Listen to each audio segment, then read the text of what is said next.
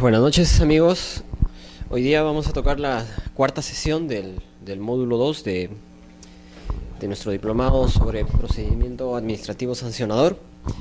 En esta oportunidad vamos a arribar a tocar un tema quizás es un poco polémico, uno de los principios de la potestad sancionadora, ¿no?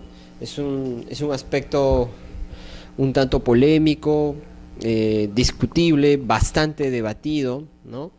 Y que ha merecido bastante literatura. Se refiere al principio de culpabilidad. Culpabilidad que, de acuerdo a una terminología latina, significa que no existe pena si no hay culpa, ¿no? Entonces, no hay pena sin culpa. Es un término básicamente penal, ¿no? Es un término que se inicia, o en todo caso tiene su desarrollo, su origen desde el punto de vista penal. Para ver un poco su origen, su evolución, tenemos que remontarnos a que inicialmente solamente, es decir, en la antigüedad, solamente se sancionaba, se castigaba, ¿no?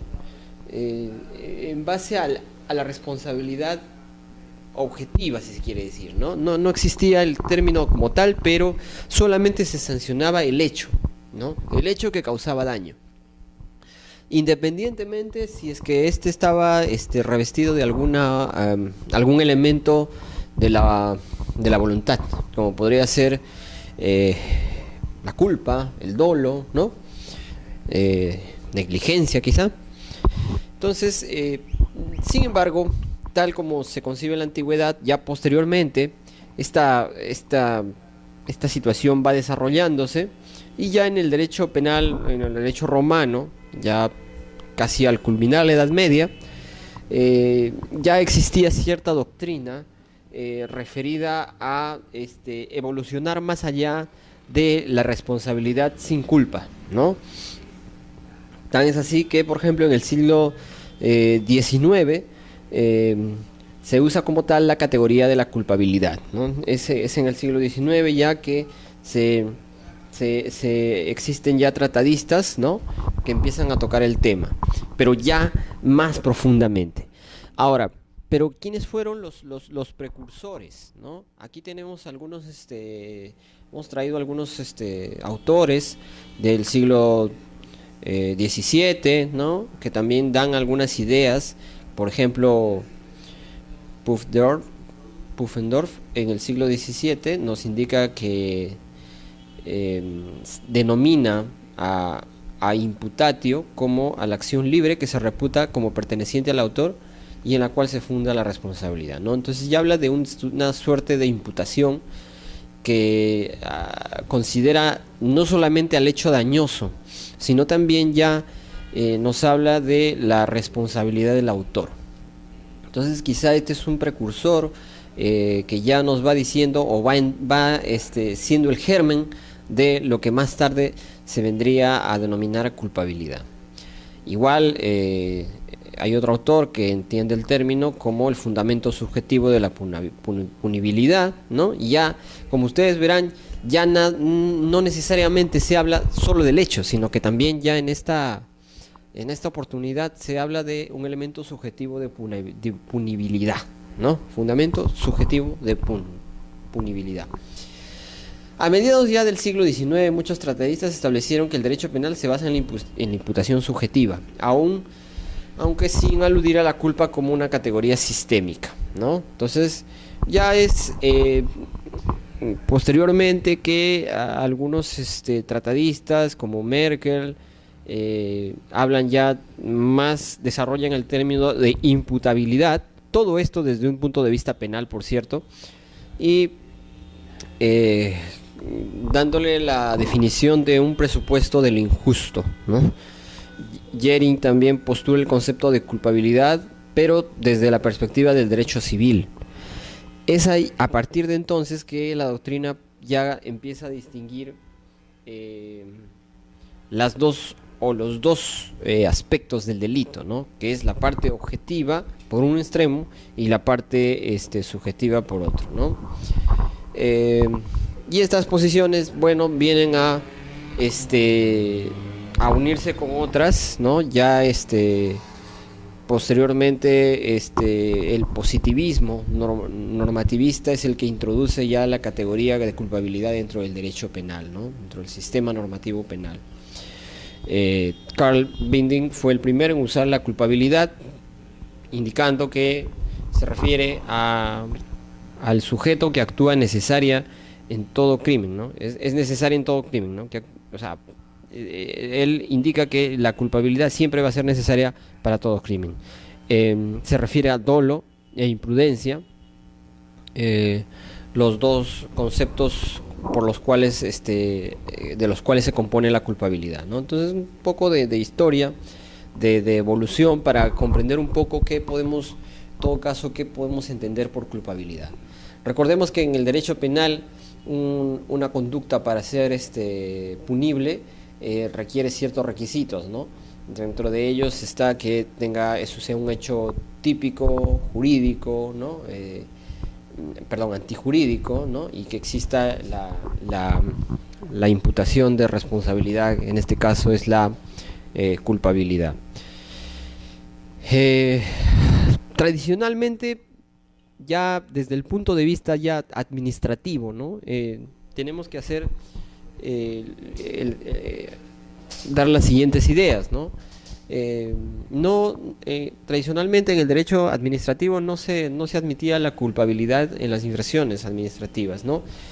Solamente se concebía las sanciones por infracciones desde el punto de vista administrativo. Se consideraba solamente la responsabilidad objetiva, ¿no?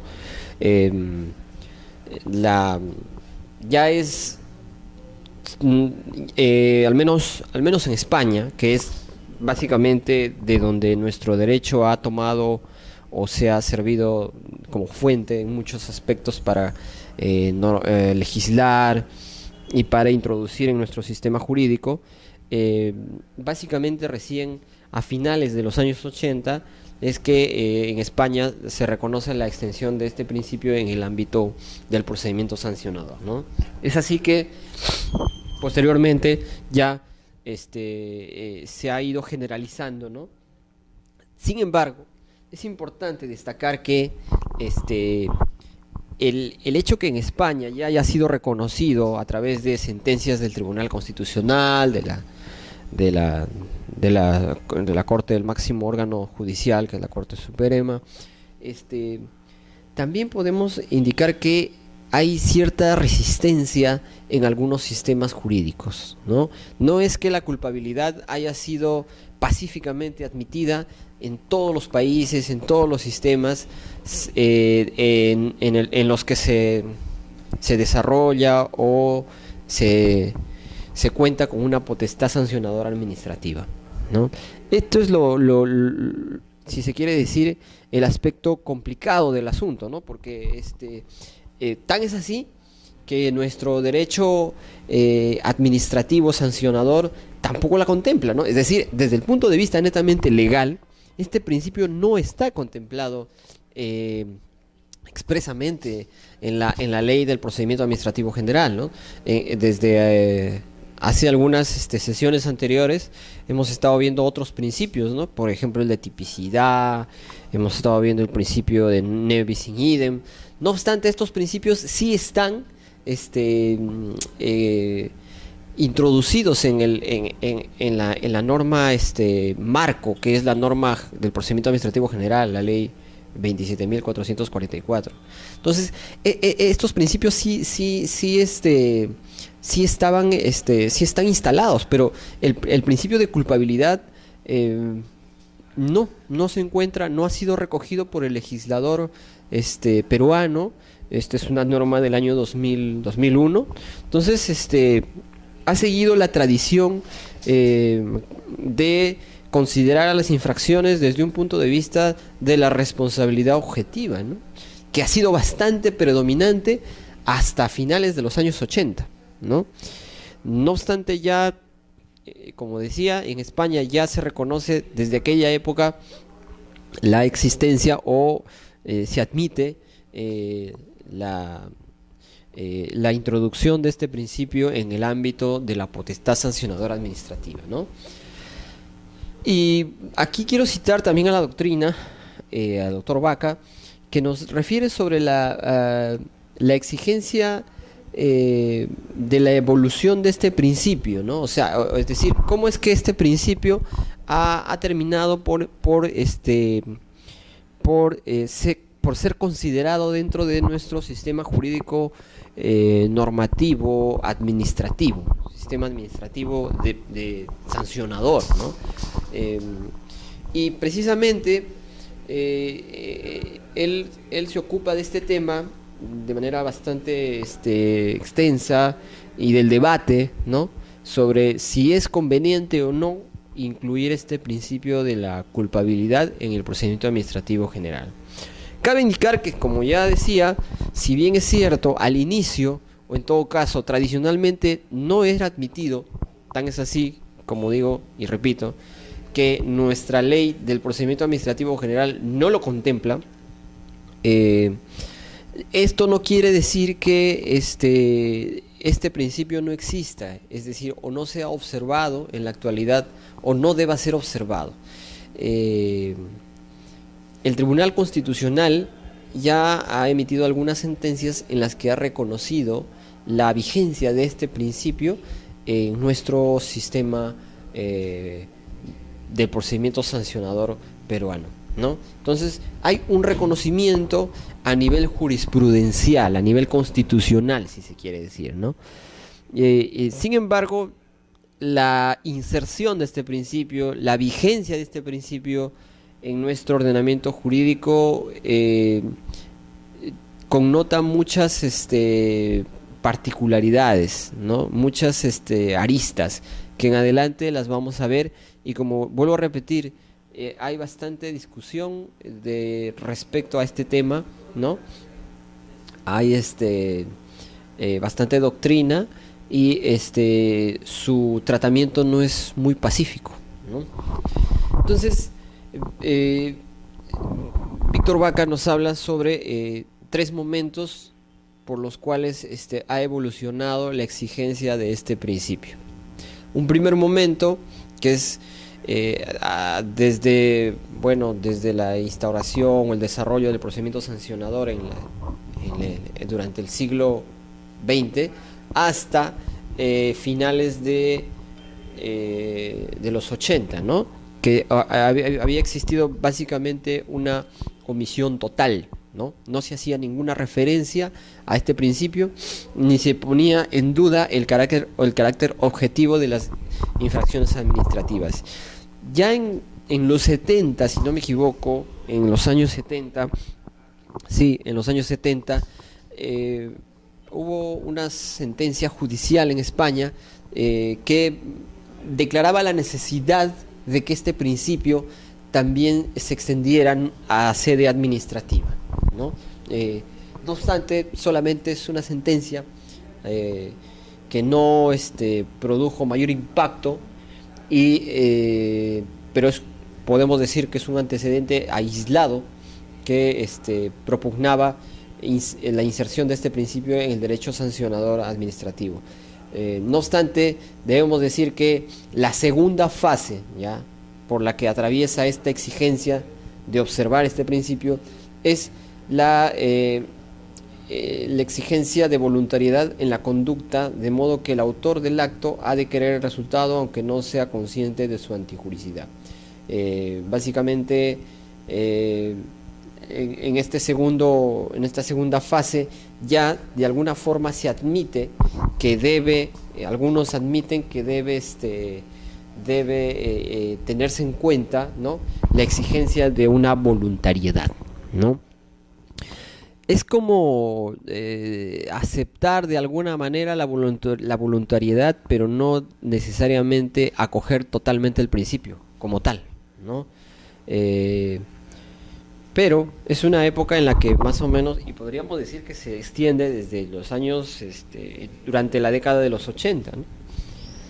y 80s y 90s para abarcar a nuestro país. Y se exige la culpabilidad, la tercera fase, entendiendo que es una consecuencia del Estado de Derecho y un requisito básico para la imposición de cualquier medida sancionadora.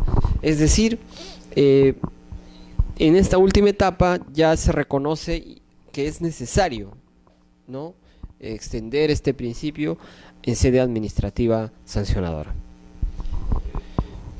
Básicamente es lo que el recorrido, el camino que ha tenido la exigencia de tener este principio en el derecho sancionador o en la potestad sancionadora. Hay varias definiciones sobre lo que podemos entender como el principio de culpabilidad, ¿no?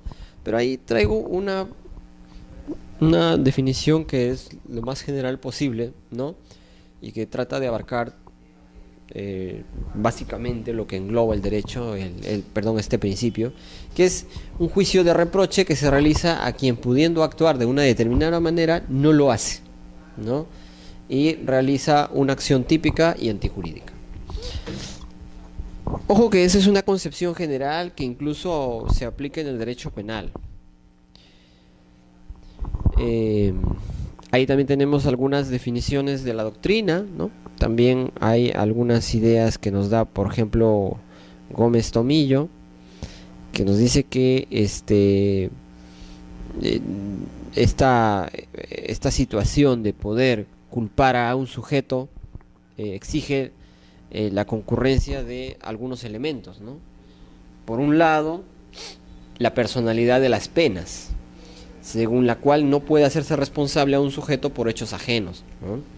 Entonces, este es el principio de causalidad, ¿no? Se conoce como principio de causalidad, ¿no? Es que la administración no debe sancionar a otro sujeto, ¿no?, o a un sujeto por hechos ajenos. Tiene que sancionar al responsable, ¿no?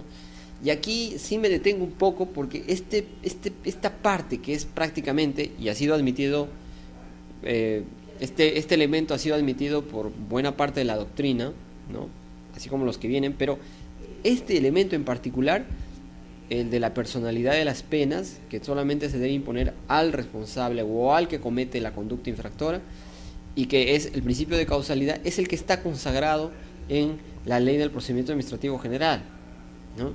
Es decir, si hacemos solamente una lectura de la Ley 27.444, vamos a encontrar que solamente contempla el principio de causalidad, que es solo uno de los elementos del principio de culpabilidad, ¿no?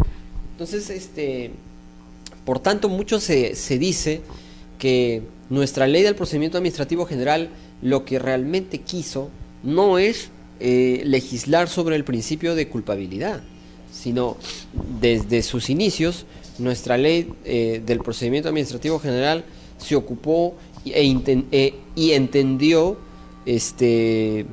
esta suerte de potestad sancionadora, es decir, no comprendió el principio de culpabilidad, sino simplemente una responsabilidad objetiva, ¿no? Eso en cuanto nosotros leamos únicamente el principio de causalidad, que está si no me equivoco, en el inciso 8 del artículo 230, ¿no? Entonces, ¿por qué? Porque en este artículo únicamente se habla de la personalidad de las penas, ¿no?, que no puede hacerse responsable a un sujeto por hechos ajenos. Nada más.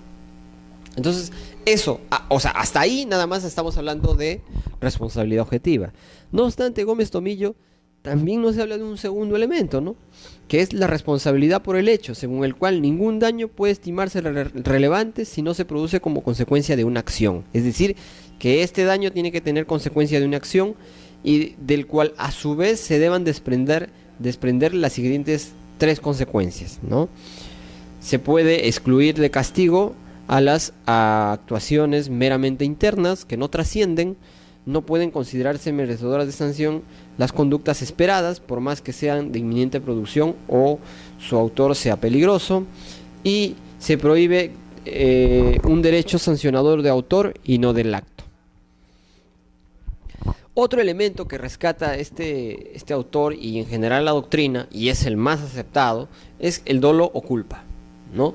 Según lo cual no basta que el hecho sea materialmente causado por un sujeto para hacerlo responsable. Es decir, no basta este primer elemento, tampoco basta el segundo elemento, sino que para que este hecho sea punible o sea sancionable, incluso en vía administrativa, debe haber un componente de dolo o culpa, ¿no? Y ahí hace una pequeña definición de cada uno, ¿no? Y como cuarto elemento, también nos habla sobre la atribuibilidad o culpabilidad en sentido estricto, según el cual, para considerar culpable al autor del hecho doloso o culposo, ha de poder atribuírsele a este como producto de una motivación racional normal. Es decir, que no estemos hablando de un inimputable, ¿no? Una persona que pueda ser castigada, ¿no? Que no esté dentro de algún supuesto o de alguno de los supuestos de inimputabilidad, ¿no?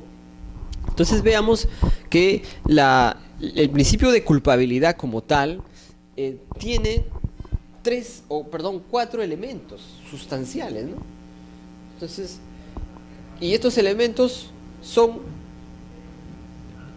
la causalidad de las penas, es decir, que se sancione solamente al responsable y no a terceros.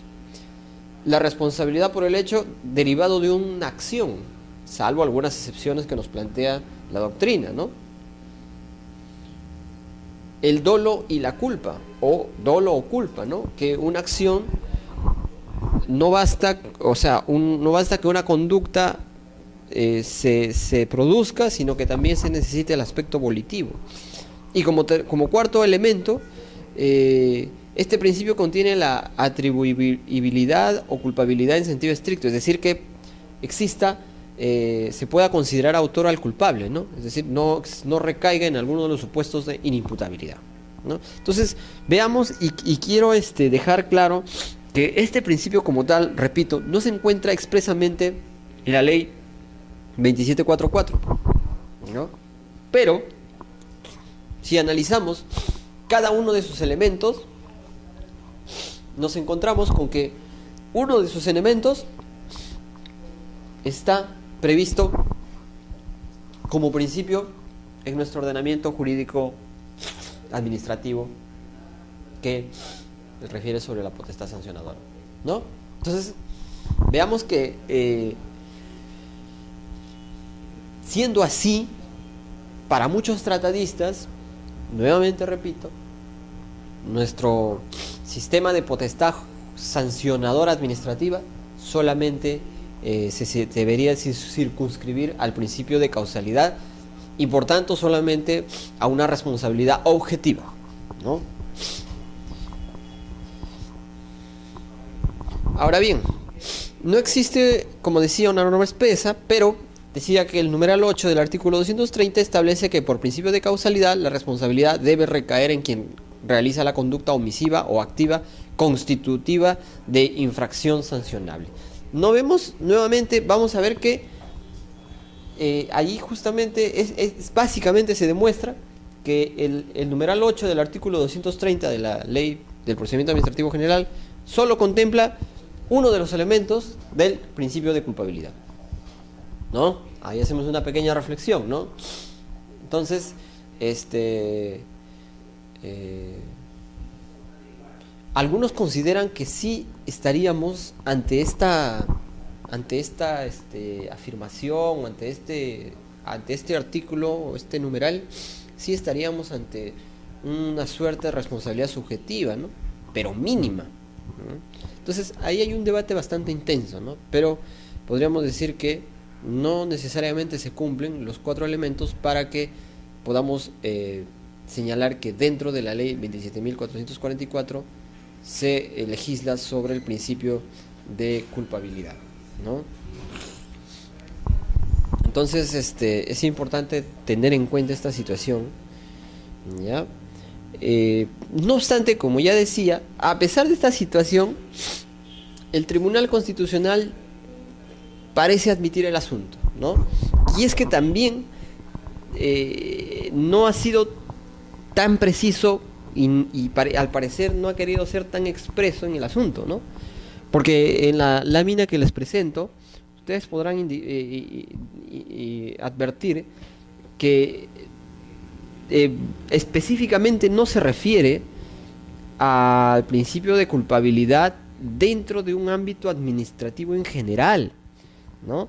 Sino que solamente va al tema de potestad disciplinaria, ¿no? Entonces ahí como que por ahí podemos hacer una suerte de interpretación, y ya desde ahí ya podemos considerar que el Tribunal Constitucional se inclina por admitir el principio de culpabilidad dentro de la potestad sancionadora y no quedarse solamente con lo que es responsabilidad objetiva. Como les digo, es un tema bastante álgido, no es pacífico, no existe aún en la doctrina, no existe un acuerdo unánime sobre, al menos en nuestro país, sobre si se aplica, se debe aplicar o no. Incluso en España todavía el debate persiste, ¿no? Incluso hay varios escenarios en los que aún todavía es muy difícil distinguir si estamos frente a una suerte de conducta o de una suerte de responsabilidad objetiva o subjetiva, ¿no? El Tribunal Constitucional ha señalado como límite a la potestad sancionadora del Estado, y que está representado, o sea, el Tribunal Constitucional simplemente lo esboza desde un punto de vista general, ¿no? Donde dice que el límite de la potestad sancionadora del Estado está representado por el principio de culpabilidad, ¿no? Con lo cual podemos entender que encierra dentro de ello tanto al derecho penal como a la potestad sancionadora administrativa, ¿no? Porque dice el límite de la potestad sancionadora del Estado. No hace un distingo, ¿no? Simplemente porque pudo haber puesto nada más penal, ¿no? Pero hace una afirmación general. Entonces, desde allí ya podemos entender que el TC está admitiendo la presencia de este principio dentro del ordenamiento jurídico administrativo sancionador. Pero va más allá, ¿no? Primero hace esta afirmación genérica que no se restringe, repito, al derecho penal, sino que va más allá. Y nos informa que desde este punto de vista, la sanción penal, ¿no?, o disciplinaria solo puede sustentarse en la comprobación de responsabilidad subjetiva del agente infractor de un bien jurídico. Ojo que no habla de responsabilidad objetiva, es subjetiva. En ese sentido, no es constitucionalmente aceptable que una persona sea sancionada por un acto u omisión de un deber jurídico que no le sea imputable. Entonces, como vemos, ya el propio TC no se limita solamente a describir el asunto desde un punto de vista penal. O sea, la intención no ha sido referirse al aspecto penal nada más, porque ha admitido el tema disciplinario. Y dentro del tema disciplinario, ¿por qué yo me pregunto por qué no, en esta sentencia, por qué no extendió al ámbito administrativo, ¿no? Pero al indicar disciplinario, ya estamos hablando que no se refiere, ya podemos entender que no necesariamente se quede en el ámbito penal, va más allá, dice, ¿no? Disciplinario, potestad disciplinaria. ¿Y quién ejerce potestad disciplinaria en el Estado? Es la potestad sancionadora, ¿no? O sea, en otras palabras, la potestad disciplinaria es una parte de lo que llamamos potestad sancionadora, ¿no? Entonces, por eso es que hablamos de que ya este principio está siendo incorporado también en nuestro derecho administrativo. Nuevamente, y en la medida que el Tribunal Constitucional no ha sido explícito en esta materia, es decir, no ha sido contundente aún, y esto se derivaría de una interpretación que haríamos, sigue el debate, ¿no? Sigue el debate y existen las posiciones respetables, por cierto, de ambos puntos de vista, ¿no?, de ambas posiciones. Y aquí les he traído algunos puntos controvertidos. También la doctrina, en este caso el doctor Vaca, nos habla de algunos aspectos controvertidos, ¿no? Algunos aspectos que que son básicamente obstáculos para que se aplique el principio de culpabilidad en el ámbito sancionador administrativo, ¿no?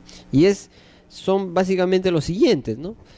Un primer problema que se presenta para la aplicación en el derecho sancionador administrativo es que las sanciones administrativas y omisiones formales en una entidad muchas veces tornan dificultoso poder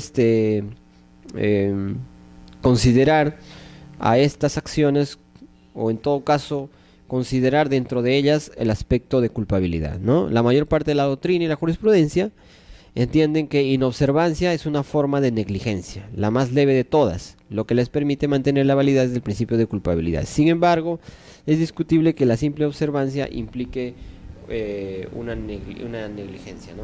Acá prácticamente lo que está diciendo la lámina es que una cosa es llevar a cabo una acción, ¿no? Una conducta, y otra cosa es llevar a cabo una omisión.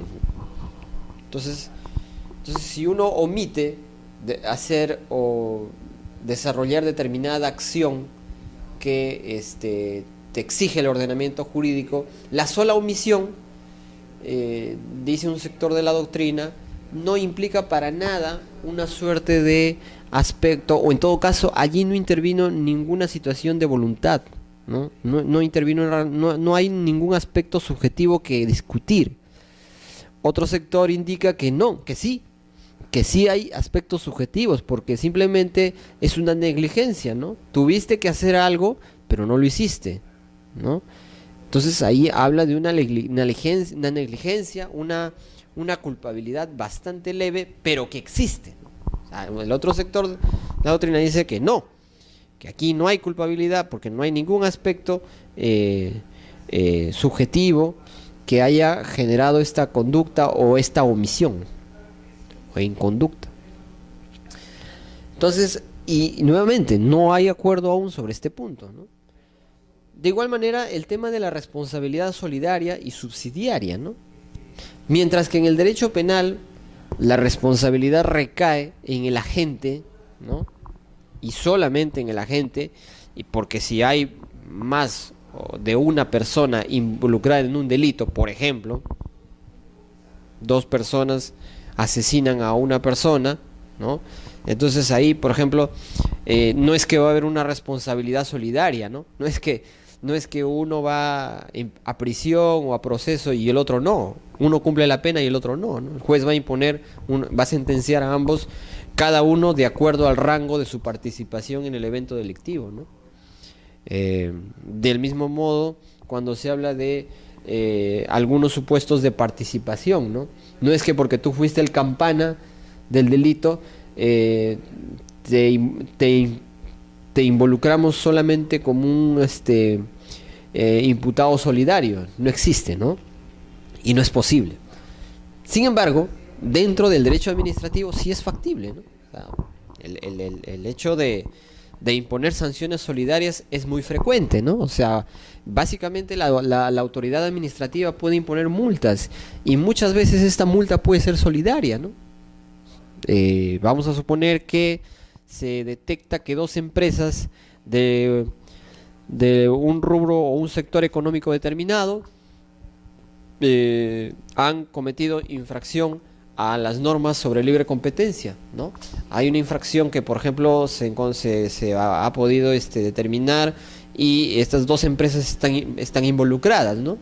Por ejemplo, un aspecto referido a concertación de precios, ¿no?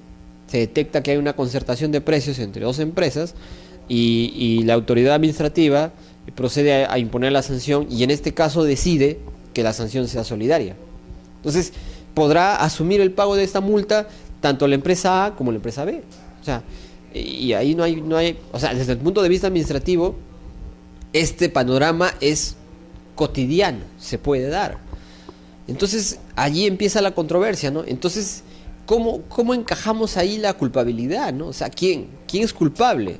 Los dos son culpables, pero si habíamos dicho que nula pena no hay pena sin dolo o culpa, ¿no? ¿No?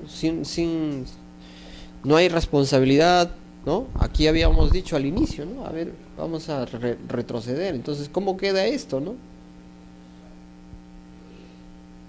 Ahí está. ¿Cómo quedaría nula pena sine culpa? Porque si los dos tienen culpa, contrario sensu, los dos deben merecer una pena, ¿no?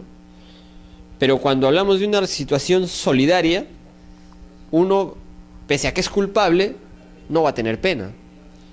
Porque la solidaridad implica que o uno o los dos asumen el castigo.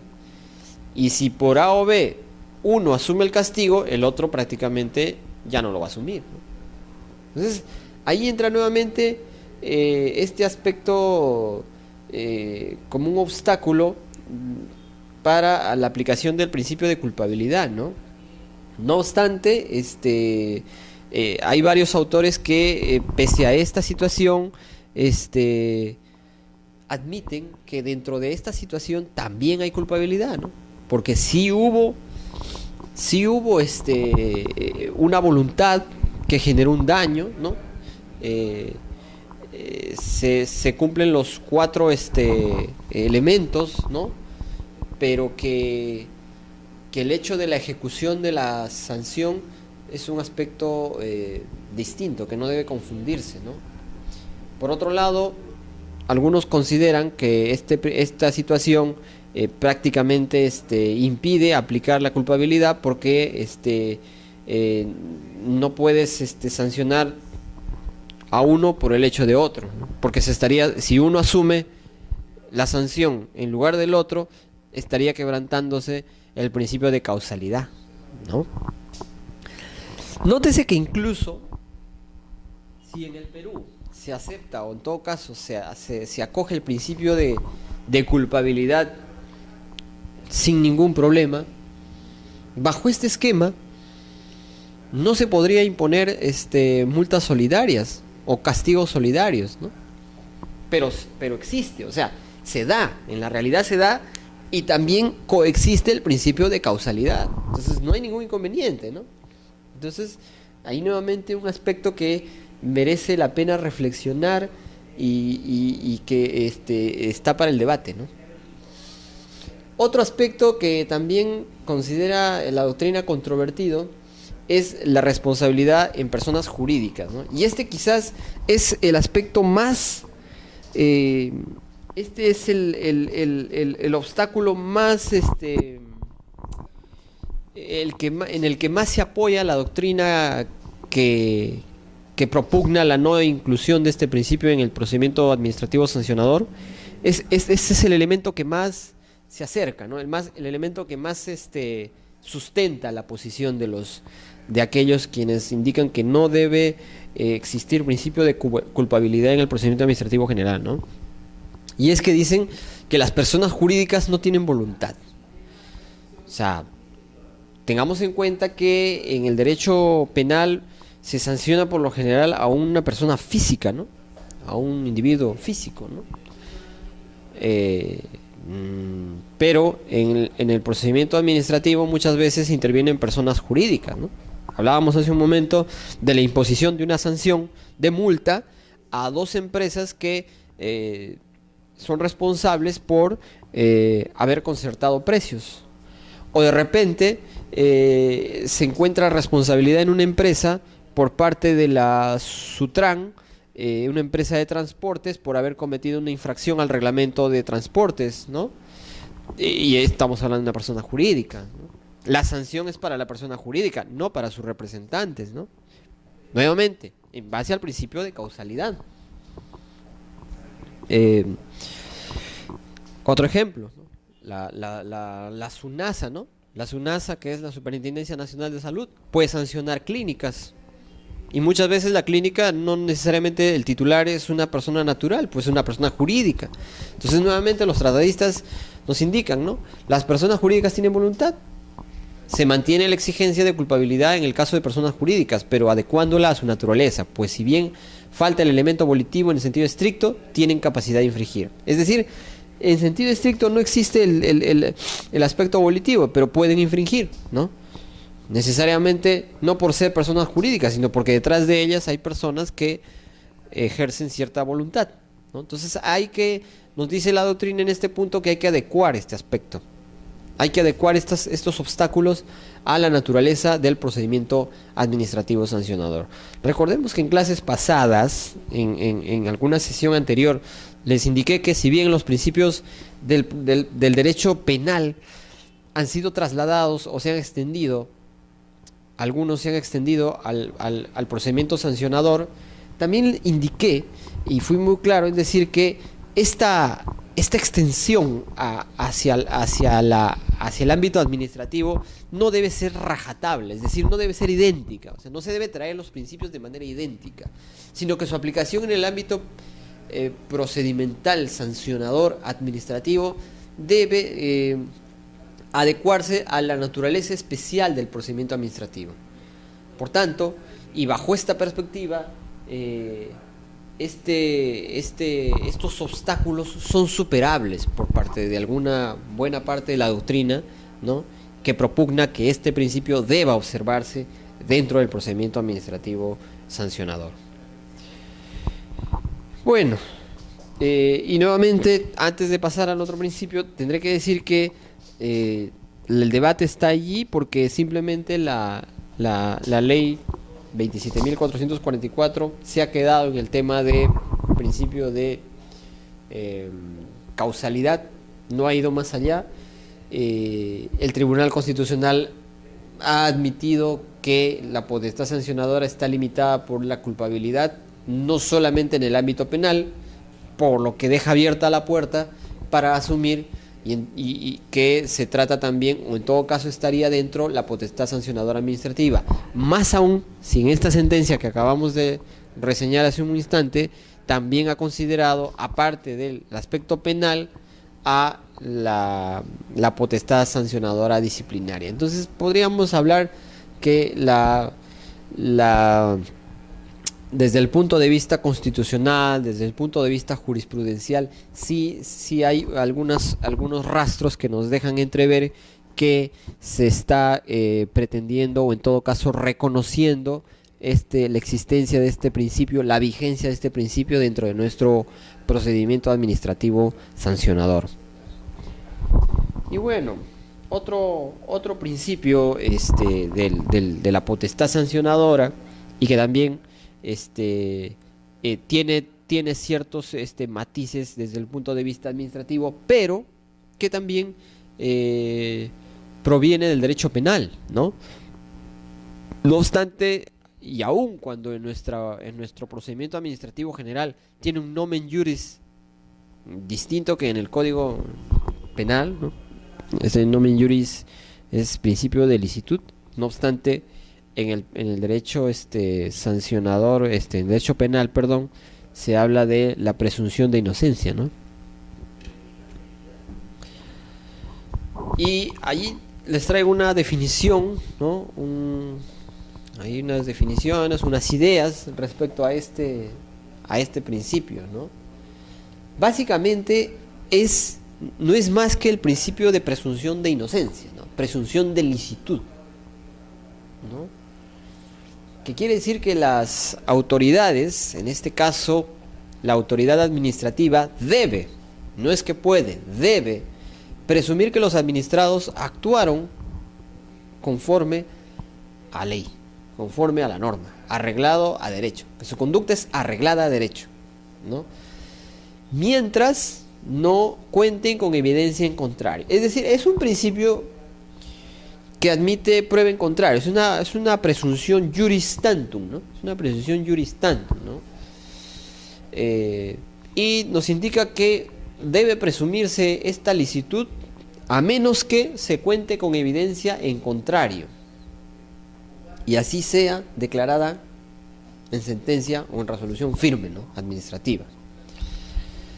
Esta presunción de alguna manera es una protección para el imputado, para el administrado, que en este caso está siendo sometido a la potestad sancionadora del Estado, ¿no? Y que se va a desvanecer en la medida que exista actividad probatoria que desvirtúe las imputaciones que se ha hecho frente a esta persona, a este ciudadano, a este administrado, a este sujeto de derecho. Nuevamente, según Morón Urbina, la presunción solo se dará si la entidad puede acopiar evidencia suficiente sobre hechos y su autoría, tener seguridad que se han producido todos los elementos integrantes del tipo previsto y un razonamiento lógico suficiente que articule todos estos elementos que forman convicción.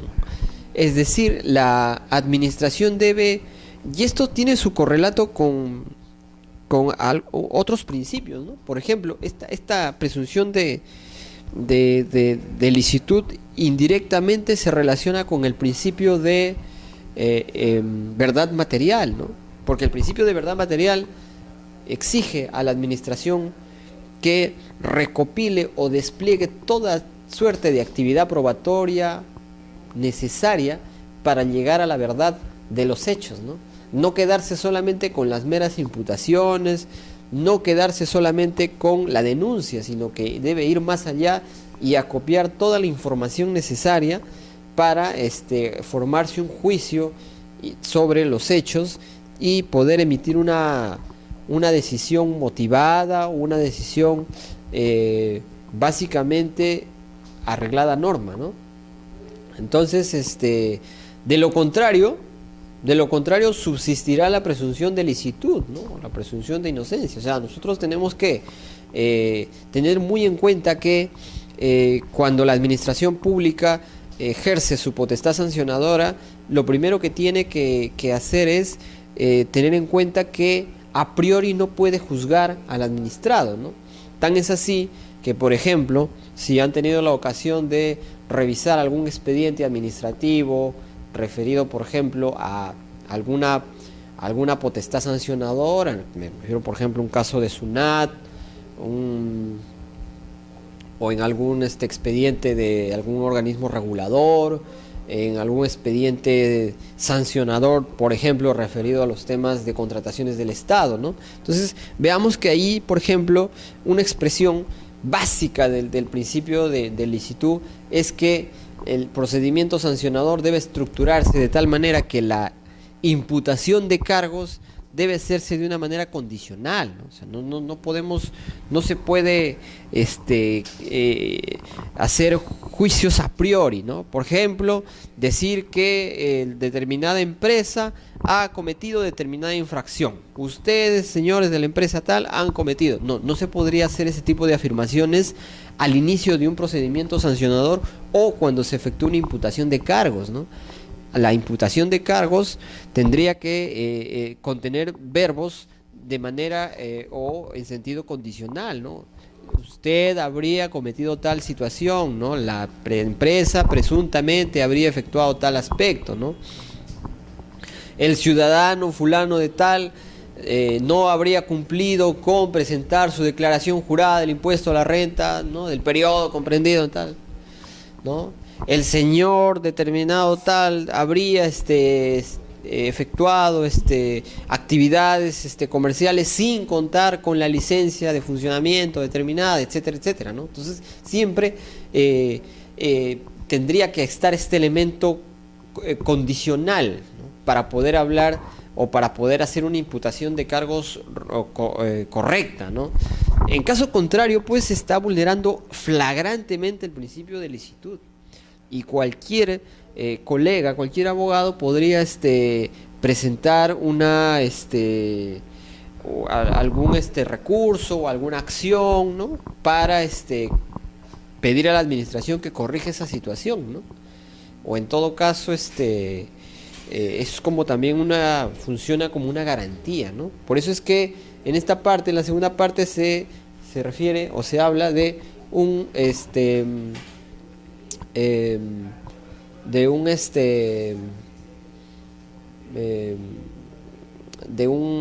de un halo de protección, ¿no? para el imputado, ¿no? Para la persona que está siendo sometida a un procedimiento administrativo, ¿no?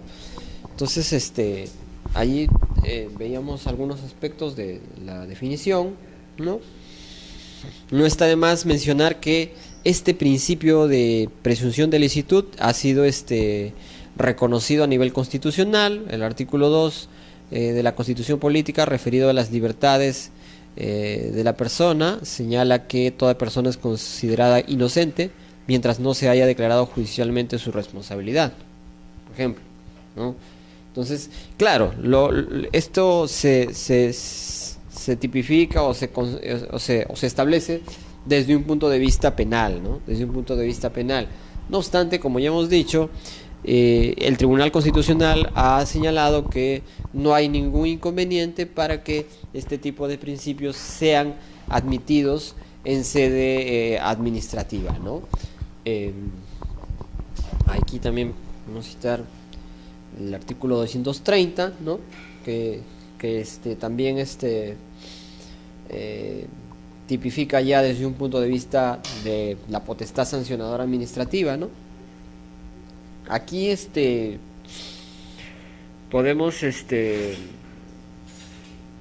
podemos ver que la ley del procedimiento administrativo general les impone a las entidades públicas que ejercen potestad sancionadora presumir que los administrados han actuado apegados a sus deberes mientras no cuenten con evidencia en contrario, ¿no? Entonces, en caso de no existir este acopio de pruebas, este despliegue del principio de verdad material, no se podría destruir la presunción de licitud. Por lo tanto, se tendría que archivar el procedimiento, porque simplemente no hay convicción respecto a las infracciones imputadas, ¿no? Entonces, como no es factible llegar a esa situación, lo que correspondería en estos casos es archivar. Ahora, esto no significa que esta presunción sea a rajatabla nuevamente, ¿no? Siempre teniendo en cuenta que se desvanece cuando exista prueba en contrario, juris tanto. También es importante precisar que este principio no solamente es para la presunción de licitud respecto a la conducta central en materia de investigación, sino respecto a toda la actuación durante el procedimiento, ¿no? Tal es así que la administración tiene que tratar con objetividad el asunto desde el inicio, durante y al final del procedimiento. Entonces, esta es una situación que se debe cautelar de manera con bastante cuidado, ¿no? A ver, en la doctrina se establece el contenido de este principio, ¿no? Y aquí hay un contenido tripartito, se quiere decir, ¿no? Por un lado, el principio de licitud exige que toda sanción tenga un sustento serio en la actividad probatoria desplegada. Entonces, como decía, exige que la administración efectúe recolección de información, ¿no? De forma que solo se destruye dicha presunción cuando la sanción se basa en pruebas suficientes. Pruebas suficientes, ¿no? Esto, como decíamos hace un momento, conecta con el principio de verdad material y también con el principio de impulso procedimental de oficio, ¿no? Porque si dentro de un expediente no tengo medios de prueba que me generen convicción, no tengo medios de prueba suficientes, ya sea porque durante la investigación o durante la recopilación de pruebas no pude obtener los medios de prueba, los documentos que permitan determinar una responsabilidad, o que alguna de las partes durante el procedimiento no me haya alcanzado la información o la documentación que acrediten la responsabilidad del imputado, no se podrá hablar de presunción de licitud, no se podrá sancionar al administrado, ¿no? Subsistirá la presunción de licitud. Entonces, este primer elemento es que la sanción se debe sustentar en una actividad probatoria. Segundo elemento, las pruebas que pueden enervar la presunción de inocencia deben ser obtenidas lícitamente. Es decir, las mismas deben obtenerse a través del empleo de medios válidos, lícitos, puesto que en caso de dichas pruebas presenten graves irregularidades, no podrán desvirtuar la referida presunción. Esta situación es bastante discutible, ¿ya? Este elemento, nuevamente acá hablamos de doctrina, pero este elemento es altamente discutible y bastante cuestionado, ¿no? La realidad nos demuestra que las pruebas no necesariamente obtenidas de forma lícita deban ser descartadas de plano. Ya también el Tribunal Constitucional ha establecido parámetros al respecto, ¿no? El Poder Judicial también, ¿no? En sentencias determinadas. Y es que si la prueba fue obtenida de manera ilícita, pero contiene información relevante que puede determinar que sin su existencia no se puede llegar a la verdad material del asunto, el juzgador, y en este caso la administración, debe tomarla en cuenta. Particularmente, soy de la opinión que este elemento deba ser analizado de conformidad con el caso en concreto, ¿no? Y de conformidad con la prueba que se pretende o que se analiza, ¿no? Es decir, hay que ponderar muchas veces situaciones o bienes jurídicos que se están tutelando, ¿no? ¿Qué bienes jurídicos están en juego? Muchas veces la obtención de pruebas se puede dar de manera ilícita, ¿no? Por ejemplo, violando la privacidad, violando el patrimonio, ¿no? Entonces, habría que ver y habría que estar en determinado supuesto, en determinado caso, para determinar si, o ponderar en todo caso, qué es lo que prima. ¿Qué es lo que prima? El interés de resolver este expediente, este caso, que abarca un interés general, que tiene incidencia en muchas personas, qué sé yo, o el interés individual de esta persona con derecho a, ¿no? Es decir, hay muchas formas de sopesar este elemento, ¿no? Pero por ello digo, es bastante discutible y tendrá que analizarse a la luz de cada caso en concreto, ¿no? No sé si, para poner un ejemplo, se recuerda algunos casos que han existido anteriormente en nuestro país, referidos, y son casos judiciales, referidos por un lado a el interés público de que la ciudadanía tome conocimiento de ciertos aspectos o de ciertas noticias, entre comillas, o versus el derecho a la intimidad, a la privacidad, ¿no? Entonces ha habido incluso demandas, procesos judiciales en los cuales, por un lado, el demandante exigía ante el Poder Judicial que se respete su derecho a la privacidad, ¿no? Porque se habían difundido ciertos videos conteniendo imágenes de su vida privada, ¿no? Por otro lado, la empresa que difundía, o en todo caso los responsables de difundir este video, alegaban en su defensa que, si bien es cierto se podría afectar este derecho, primaba sobre ello el interés general de la ciudadanía de conocer lo que existía dentro del video. Pero dentro del video no nada más se veía una situación íntima, una situación privada. Entonces, habría que ver qué interés debe primar aquí, ¿no? ¿Qué bien jurídico, o si es el interés general de la población a conocer ciertas situaciones, no sé, ciertas conductas, ¿no?, de ciertos personajes públicos, o si predomina el derecho a la intimidad de estas personas, ¿no? Habría que catalogar, ponderar hasta qué punto la prueba obtenida ilícitamente debe ser admitida y valorada en un procedimiento administrativo, ¿no? Claro que estas discusiones se han dado mucho más en el ámbito judicial, ¿no? Sin embargo, considero que debemos siempre analizar este aspecto, ¿no? Otro elemento que nos indica este autor es que no existe una distribución de la carga de la prueba, sino que la totalidad de la misma recae en la administración, no pudiéndose trasladar dicha carga al administrado imputado. Es decir, el imputado no es quien tiene que argumentar el hecho negativo de la no comisión de la infracción. Lo que nos dice este elemento es que la carga de la prueba debe estar en la administración. Y que no es que el administrado deba demostrar su inocencia, ¿no? Es decir, no es que a mí me imputan que yo realicé determinada conducta, por ejemplo, ¿no? Evadí, no declaré, qué sé yo, evadí impuestos, doble contabilidad, qué sé yo, infracciones, por ejemplo, tributarias.